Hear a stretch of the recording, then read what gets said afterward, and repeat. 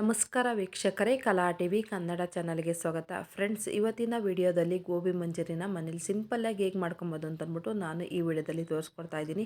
ಅಂದರೆ ಕ್ಯಾಬೇಜ್ ಮಂಚೂರಿನ ಮಾಡ್ತಾ ಇರೋದು. ಎಲ್ಲರೂ ಕ್ಯಾಬೇಜ್ ಮಂಚೂರಿನ ಸಾಮಾನ್ಯವಾಗಿ ಗೋಬಿ ಮಂಚೂರಿ ಅಂತಲೇ ಕರೆಯೋದು. ರೋಡ್ ಸೈಡಲ್ಲೆಲ್ಲ ನಾವು ಗೋಬಿ ಮಂಚೂರಿ ತಿಂತೀವಲ್ಲ, ರೆಡ್ ಸಾಂಬಾರನ್ನ ಹಾಕ್ಬಿಟ್ಟು ಗೋಬಿ ಮಂಚೂರಿನ ಕರೀತಾರೆ. ಹೇಗೆ ರೆಡ್ ಸಾಂಬಾರನ್ನ ಮಾಡೋದು ಅಂತಂದ್ಬಿಟ್ಟು ನಾನು ಈ ವಿಡಿಯೋದಲ್ಲಿ ತುಂಬ ಸರಳವಾಗಿ ನಿಮ್ಮ ಜೊತೆ ಹಂಚ್ಕೊಂಡಿದ್ದೀನಿ ಫ್ರೆಂಡ್ಸ್. ಈ ವಿಡಿಯೋ ನೋಡಿದ್ರೆ ಗೊತ್ತಾಗುತ್ತೆ ಇಷ್ಟು ಸಿಂಪಲ್ಲಾಗಿ ನಾವು ರೆಡ್ ಸಾಂಬಾರನ್ನ ಮಾಡ್ಕೊಬೋದಾ ಅಂತ ಅಂದ್ಬಿಟ್ಟು ನಮಗೆ ಗೊತ್ತಾಗುತ್ತೆ. ಬನ್ನಿ ಫ್ರೆಂಡ್ಸ್, ಹೇಗೆ ಮಾಡೋದು ತುಂಬ ಸರಳವಾಗಿ ಎಲ್ಲರೂ ಇಷ್ಟಪಟ್ಟು ತಿನ್ನೋವಂಥ ಗೋಬಿ ಮಂಚೂರಿನ ಮನೆಯಲ್ಲಿ ಹೇಗೆ ಮಾಡ್ಕೊಬೋದು ಅಂತ ಅಂದ್ಬಿಟ್ಟು ನಾನು ಈ ವಿಡಿಯೋದಲ್ಲಿ ನಿಮ್ಮ ಜೊತೆ ಹಂಚ್ಕೊತಾ ಇದ್ದೀನಿ. ತುಂಬಾ ಟೇಸ್ಟಿಯಾಗಿರುತ್ತೆ ಫ್ರೆಂಡ್ಸ್. ನಾವು ರೋಡ್ ಸೈಡಲ್ಲೆಲ್ಲ ತಿಂದಾಗ ಯಾವ ಟೇಸ್ಟ್ ಇರುತ್ತೋ ಅದೇ ಟೇಸ್ಟನ್ನು ನಾವು ಮನೇಲೂ ಸಹ ಮಾಡ್ಕೊಬೋದು. ಮತ್ತು ಮನೇಲಿ ಮಾಡ್ಕೊಳೋದ್ರಿಂದ ತುಂಬ ನೀಟಾಗಿ ಕ್ಯಾಬೇಜ್ ಎಲ್ಲನ ತೊಳೆದ್ಬಿಟ್ಟು ಎಲ್ಲ ಮಾಡಿರ್ತೀವಿ. ಮತ್ತು ಕರ್ದಿದ್ದ ಎಣ್ಣೆಲೇ ಕರ್ದಿರೋದಿಲ್ಲ. ನಮಗೆ ಎಷ್ಟು ಬೇಕೋ ಅಷ್ಟನ್ನು ಎಣ್ಣೆ ಹಾಕ್ಕೊಂಡು ಕರ್ದಿರೋದ್ರಿಂದ ತುಂಬ ರುಚಿಯಾಗೂ ಇರುತ್ತೆ, ಶುಚಿಯಾಗೂ ಇರುತ್ತೆ, ಮತ್ತು ಆರೋಗ್ಯಕ್ಕೂ ಒಳ್ಳೆಯದು. ಆದಷ್ಟು ನಾವು ಮನೇಲಿ ಈ ಥರ ಅಡುಗೆಗಳ್ನೆಲ್ಲ ಮಾಡಿಕೊಂಡು ತಿನ್ನೋದ್ರಿಂದ ಮಕ್ಳಿಗೂ ತುಂಬಾ ಖುಷಿಯಾಗುತ್ತೆ, ಮತ್ತು ನಾವು ಅಡುಗೆನ ಕಲ್ತಂಗೂ ಆಗುತ್ತೆ. ಹಾಗಾಗಿ ನಾನು ಈ ವಿಡಿಯೋನ ನಾನೂ ಸಹ ಯೂಟ್ಯೂಬೆಲ್ಲ ನೋಡಿಬಿಟ್ಟು ಬೇರೆಯವರೆಲ್ಲ ಮಾಡಿದ್ದೆಲ್ಲ ಹೇಗೆ ಮಾಡಿದ್ದಾರೆ ಅಂತಂದ್ಬಿಟ್ಟು ಎಲ್ಲ ನೋಡ್ಬಿಟ್ಟೇ ಸಹ ಮಾಡಿರೋದು. ನಾನು ಬಂದಿದ್ದ ತಕ್ಷಣವೇ ಎಲ್ಲ ಕಲ್ತಿರೋದಿಲ್ಲ. ಈಗೆಲ್ಲ ಯೂಟ್ಯೂಬ್ ಇರೋದ್ರಿಂದ ತುಂಬಾ ಅನುಕೂಲ ಆಗುತ್ತೆ. ಹಾಗಾಗಿ ನೋಡಿಬಿಟ್ಟೆ ನಾನು ಕಲ್ತಿರೋದು. ನನಗೆ ಇಷ್ಟ ಆದಮೇಲೆ ಮತ್ತು ತುಂಬ ಚೆನ್ನಾಗಿ ಬಂದಾದಮೇಲೆ ನಾನು ಇವತ್ತು ಅಪ್ಲೋಡ್ ಮಾಡಿರೋದು ವಿಡಿಯೋ ಮಾಡಿಬಿಟ್ಟು. ನೋಡಿ ಫ್ರೆಂಡ್ಸ್, ಈಗ ನಾನು ಕ್ಯಾಬೇಜ್ ಮಂಚೂರಿ ಮಾಡೋದಕ್ಕೆ ಒಂದು ಕ್ಯಾಬೇಜ್ ತೊಗೊಂಡಿದ್ದೀನಿ. ಇದೊಂದು 3/4 kg ಕ್ಯಾಬೇಜು. ನೋಡಿ, ಆದಷ್ಟು ನಮಗೆ ಎಷ್ಟು ಸಾಧ್ಯವಾಗುತ್ತೋ ಅಷ್ಟು ಸಣ್ಣದಾಗಿ ಹಚ್ಕೊಬೇಕಾಗುತ್ತೆ. ನೋಡಿ, ಈ ರೀತಿ ಸಣ್ಣ ಸಣ್ಣದಾಗಿ ನಾನು ಹಚ್ಚಿಟ್ಕೊತಾ ಇದ್ದೀನಿ. ನೋಡಿ, ತುಂಬ ಸಣ್ಣದಾಗಿ ಹಚ್ಕೊಂಡ್ರೆ ನಾವು ಕ್ಯಾಬೇಜ್ನ ಉಂಡೆ ಮಾಡೋದಕ್ಕೆ ಚೆನ್ನಾಗಿ ಬರುತ್ತೆ. ಹಾಗಾಗಿ ಸಣ್ಣ ಸಣ್ಣದಾಗಿ ಎಷ್ಟು ಸಾಧ್ಯವಾಗುತ್ತೋ ಅಷ್ಟು ಸಣ್ಣದಾಗಿ ಹಚ್ಕೊಳ್ಳಿ. ನೋಡಿ, ನಾನು ಕ್ಯಾಬೇಜ್ನ ಈ ರೀತಿ ಎಲ್ಲ ಹಚ್ಚಿಟ್ಕೊಂಡಿದ್ದೀನಿ. ಹಚ್ಚಾದಮೇಲೆ ಮತ್ತು ನೀಟಾಗೆಲ್ಲ ತೊಳ್ಕೊಬೇಕಾಗುತ್ತೆ ಕ್ಯಾಬೇಜನ್ನು. ಹಾಗೆಯೇ ಒಂದು ಸ್ವಲ್ಪ ನೀರಲ್ಲಿ ತೊಳೆದ್ರೆ ಸಾಕಾಗೋದಿಲ್ಲ. ಇದಕ್ಕೆ ಕಲ್ಲುಪ್ಪು ಮತ್ತು ಅರಿಶಿಣನ ಹಾಕ್ಬಿಟ್ಟು ಎಲ್ಲ ತೊಳೆಯೋದ್ರಿಂದ ಅದರೊಳಗೇನಾದ್ರೂ ಇವಾಗ ಕ್ಯಾಬೇಜು ಮತ್ತು ಕೋಸಲ್ಲಿ ಮತ್ತು ಕಾಲಿಫ್ಲವರಲ್ಲೆಲ್ಲ ಹುಳಗಳಿರ್ತವೆ ಅಂತಂತಾರೆ. ಹಾಗಾಗಿ ಒಂದು ಸ್ವಲ್ಪ ಬಿಸಿನೀರು ಇಲ್ಲ ಅಂತಂದರೆ ನೀರಲ್ಲಿ ತೊಳೆದ್ರೂ ಪರವಾಗಿಲ್ಲ, ಕಲ್ಲುಪ್ಪು ಮತ್ತು ಅರಿಶಿಣ ಹಾಕ್ಬಿಟ್ಟು ಎಲ್ಲ ನೀಟಾಗಿ ಕ್ಲೀನ್ ಮಾಡ್ಕೊಬೇಕಾಗುತ್ತೆ. ಚೆನ್ನಾಗೆಲ್ಲ ತೊಳ್ಕೊಂಡು ನೋಡಿ, ಈ ರೀತಿ ಮಾಡ್ಕೊಳೋದ್ರಿಂದ ಆರೋಗ್ಯನೂ ತುಂಬಾ ಚೆನ್ನಾಗಿರುತ್ತೆ. ಹೊರಗಡೆ ಎಲ್ಲ ಹೇಗೆ ಮಾಡಿರ್ತಾರೋ ಅಂತ ಅಂದ್ಬಿಟ್ಟು ನಾವು ರುಚಿಗೋಸ್ಕರ ನಾವು ಹೊರಗಡೆಯಿಂದ ತಿಂದಿರ್ತೀವಿ. ಆದರೆ ತಿಂದಾದಮೇಲೆ ನಾವು ಮನೆಗೆ ಬಂದಾದಮೇಲೆ ಅಂದ್ಕೊತೀವಿ, ಅಯ್ಯೋ ಯಾಕಾದರೂ ತಿಂದ್ವೋ, ಅವ್ರು ಹೇಗೆ ಮಾಡಿರ್ತಾರೋ ಅಂತ ಅಂದ್ಬಿಟ್ಟು. ನೋಡಿ ಫ್ರೆಂಡ್ಸ್, ನಾವು ಮನೇಲಿ ಮಾಡ್ಕೊಳೋದ್ರಿಂದ ಮಕ್ಕಳೆಲ್ಲ ತುಂಬ ಖುಷಿ ಪಡ್ತಾರೆ, ಮತ್ತು ಮನೆಯವರೆಲ್ಲ ಖುಷಿನೂ ಪಡ್ತಾರೆ. ನೋಡಿ, ತೊಳೆದಾದ್ಮೇಲೆ ಕ್ಯಾಬೇಜನ್ನು ನಾನು ಒಂದು ಪಾತ್ರೆಗೆ ಸೇರಿಸ್ಕೊತಾ ಇದ್ದೀನಿ. ಈಗ ಕ್ಯಾಬೇಜ್ ಉಂಡೆಗಳು ಹಾಕ್ಬಿಟ್ಟು ಕರಿತೀವಲ್ಲ ಫ್ರೆಂಡ್ಸ್, ಆ ರೀತಿ ಹೇಗೆ ಮಾಡೋದು ಅಂತ ಅಂದ್ಬಿಟ್ಟು ನೋಡ್ಕೊಳ್ಳೋಣ ಬನ್ನಿ. ಕ್ಯಾಬೇಜನ್ನು ಸಣ್ಣದಾಗಿ ಎಲ್ಲ ಕಟ್ ಮಾಡ್ಕೊಂಡಾದಮೇಲೆ ನಾನು 100 ಗ್ರಾಮ್ ಕಾರ್ನ್ಫ್ಲೋರ್ ತೊಗೊಂಡಿದ್ದೀನಿ. ಅಂದರೆ ನೀವು ಎಷ್ಟು ಕ್ಯಾಬೇಜ್ ತೊಗೊಂಡಿರ್ತೀರೋ ಅದ್ರ ಮೇಲೆ ತೊಗೊಳ್ಳಿ. 150 ಗ್ರಾಮು ಮೈದಾನ ಸೇರಿಸ್ಕೊತಾ ಇದ್ದೀನಿ. ಹಾಗೆ ginger garlic paste 3 table spoon ಹಾಕ್ಕೊತಾ ಇದ್ದೀನಿ. ಆದಷ್ಟು ನಾನು ಮನೇಲೇ ಮಾಡ್ಕೊಳೋದು ಯಾವಾಗಲೂ ಜಿಂಜರ್ ಗಾರ್ಲಿಕ್ ಪೇಸ್ಟನ್ನು.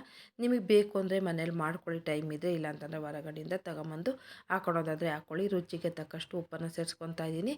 ಹಾಗೆ ಒಂದು ಸ್ವಲ್ಪ ಖಾರದ ಪುಡಿನ ಹಾಕ್ಕೊತಾ ಇದ್ದೀನಿ. ನೋಡಿಕೊಂಡು ಖಾರನ ಹಾಕ್ಕೊಳ್ಳಿ. ಮತ್ತು ಇನ್ನೊಂದು ಸಲ ಎಲ್ಲ ಖಾರ ಹಾಕೋದ್ರಿಂದ ನೋಡಿಕೊಂಡು ಖಾರನ ಹಾಕ್ಕೊಬೇಕಾಗುತ್ತೆ. ಮತ್ತು ನೀರು ಹಾಕ್ತಲೇ ಆದಷ್ಟು ನಾವು ನೋಡಿಕೊಂಡು ನೀರು ಹಾಕ್ತಲೇ ಕಲಿಸ್ಕೊಬೇಕು. ನಾನು ನೋಡ್ತಾ ಇದ್ದೀನಿ ನೀರು ಹಾಕ್ಕೊಬೇಕೋ ಬೇಡವೋ ಅಂತ ಅಂದ್ಬಿಟ್ಟು. ನೋಡಿ, ಈ ರೀತಿ ಎಲ್ಲ ನೀಟಾಗಿ ಎಲ್ಲ ಬೇರೆಯಾಗಿ ಕಲಿಸ್ಕೊಬೇಕಾಗುತ್ತೆ. ಬೇಗನೆ ಕಲಿಸ್ಕೊಬೋದು. ಒಂದು 3-4 ನಿಮಿಷದೊಳಗಡೆ ನಾವು ಆದಷ್ಟು ಬೇಗನೆ ಕಲಿಸ್ಕೊಬೋದು ಫ್ರೆಂಡ್ಸ್. ನೋಡಿ, ಕ್ಯಾಬೇಜಲ್ಲೂ ಒಂದು ಸ್ವಲ್ಪ ನೀರಿನ ಅಂಶ ಎಲ್ಲನ ಉಪ್ಪು ಹಾಕೋದ್ರಿಂದ ಬಿಡುತ್ತೆ. ಹಾಗಾಗಿ ಒಂದು 5 ನಿಮಿಷ ಎಲ್ಲನ ಬಿಟ್ಟರೆ ಹಾಗೆ ಸೆಟ್ಟಾಗುತ್ತೆ. ನೋಡಿ, ಒಂದು ಸ್ವಲ್ಪ ನೀರಿನ ಅವಶ್ಯಕತೆ ಇರುತ್ತೆ. ನಾನು 1-2 ಟೇಬಲ್ ಸ್ಪೂನ್ ಅಷ್ಟೇ ನೀರು ಹಾಕಿರೋದು. ನೀರು ಹಾಕಿರೋದು ತೋರಿಸಿಲ್ಲ ಅಷ್ಟೇ. ನೋಡಿ, ಈಗ ಅಂಟುತ್ತಾ ಇಲ್ಲ. ಹಾಗಾಗಿ ಒಂದೇ 2 ಟೇಬಲ್ ಸ್ಪೂನು ನೀರು ಹಾಕ್ಕೊಂಡು ಚೆನ್ನಾಗೆಲ್ಲನ ನೀಟಾಗಿ ಮಿಕ್ಸ್ ಮಾಡ್ಕೊತಾ ಇದ್ದೀನಿ.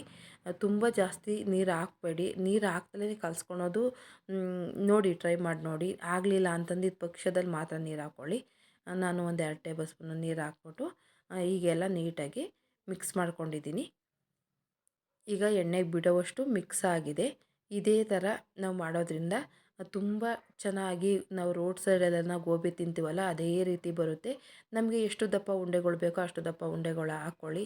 ನಾನು ಅಲ್ಲೇ ರಾತ್ರಿ 11 ಗಂಟೆ ಆಗಿರೋದ್ರಿಂದ ಒಂದು ಸ್ವಲ್ಪ ದಪ್ಪ ದಪ್ಪ ಉಂಡೆಗಳ್ನ ಹಾಕ್ಕೊತಾ ಇದ್ದೀನಿ.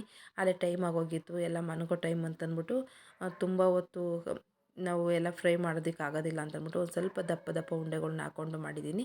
ನೋಡಿ ಎಣ್ಣೆನೆಲ್ಲ ಕಾಸಿಟ್ಕೊಂಡಿರಬೇಕಾಗುತ್ತೆ.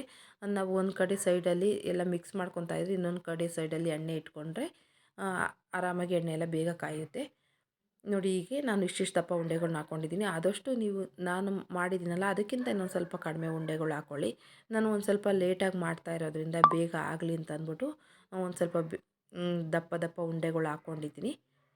ತುಂಬ ಜಾಸ್ತಿ ವಸ್ತುಗಳ ಅವಶ್ಯಕತೆಯೂ ಇರೋದಿಲ್ಲ. ಗೋಬಿ ಮಾಡೋದು ತುಂಬಾ ಈಸಿ.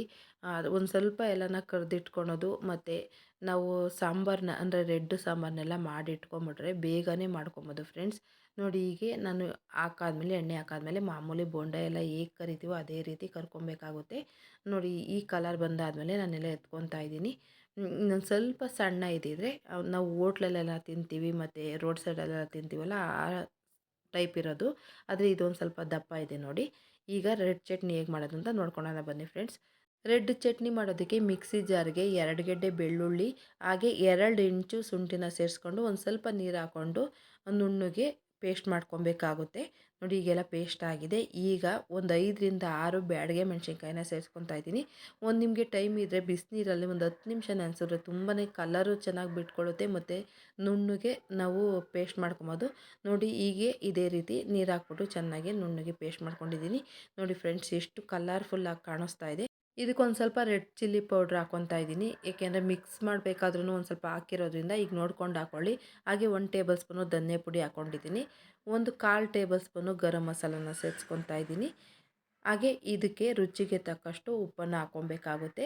ಒಂದು ಸ್ವಲ್ಪ 1 ಟೇಬಲ್ ಸ್ಪೂನು ಕಾರ್ನ್‌ಫ್ಲೋರ್ ಇದ್ದರೆ ಹಾಕ್ಕೊಳ್ಳಿ. ನನಗೆ ಇರಲಿಲ್ಲ, ಖಾಲಿ ಆಗಿಬಿಟ್ಟಿತ್ತು. ಹಾಗಾಗಿ ನಾನು ಹಾಗೇ ಮಿಕ್ಸ್ ಮಾಡ್ಕೊತಾ ಇದ್ದೀನಿ. ನೋಡಿ ಹೀಗೆ ಇನ್ನೊಂದು ಸ್ವಲ್ಪ ನೀರು ಹಾಕ್ಕೊಂಡು ಮಿಕ್ಸ್ ಮಾಡಬೇಕಾಗುತ್ತೆ. ಒಂದು ಸ್ವಲ್ಪ ಗಟ್ಟಿ ಇದೆ.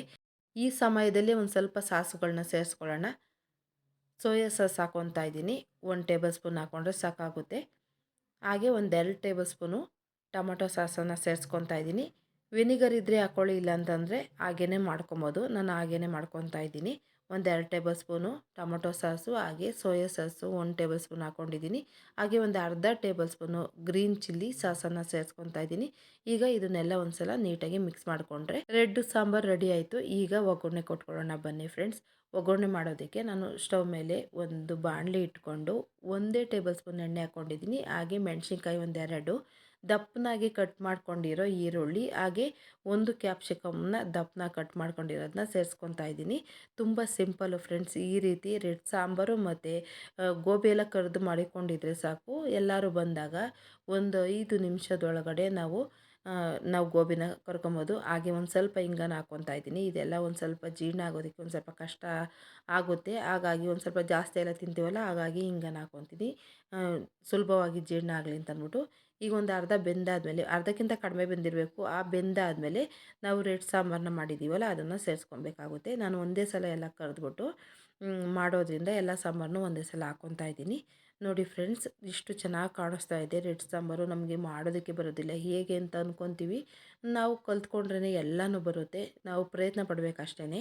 ನೋಡಿ ಈಗ ಇದನ್ನೆಲ್ಲ ಹಸಿ ವಾಸನೆ ಹೋಗೋವರೆಗೂ ನಾವು ಚೆನ್ನಾಗಿ ಬಿಸಿ ಮಾಡ್ಕೊಬೇಕಾಗುತ್ತೆ. ನೋಡಿ ಈಗೆಲ್ಲ ಚೆನ್ನಾಗಿ ಬಿಸಿಯಾಗಿದೆ. ಒಂದು 3ರಿಂದ 4 ನಿಮಿಷ ನಾನೆಲ್ಲ ಚೆನ್ನಾಗಿ ಕುದಿಸ್ಕೊಂಡಿದ್ದೀನಿ. ನೋಡಿ ಈಗ ಆಗಿದೆ. ಈಗ ಒಗ್ಗರಣೆ ಎಲ್ಲ ರೆಡಿ ಆಯಿತು.